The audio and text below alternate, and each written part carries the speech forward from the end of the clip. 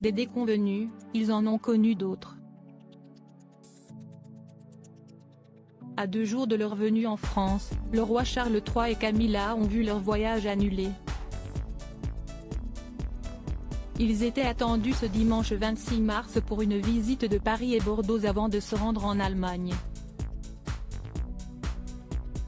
Mais en raison des contestations sociales liées à la réforme des retraites et de la nouvelle mobilisation prévue mardi 28 mars prochain, il a été convenu d'un report de dernière minute entre le monarque britannique et le président français, Emmanuel Macron. Ce n'est pas la première fois pour le couple royal qu'un tel changement de programme se produit. En 2005, leur mariage avait dû être repoussé.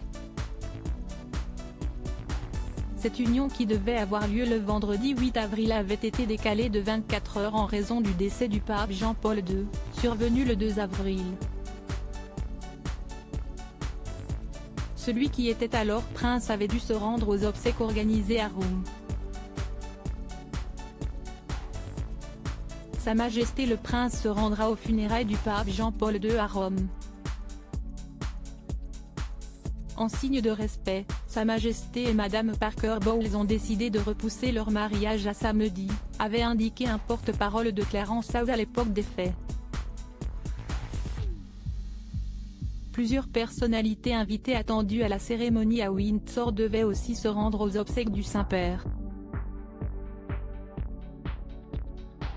La reine Elisabeth II absente. Le roi Charles III et Camilla se sont mariés civilement en 2005, 6 ans après le divorce avec Lady Diana.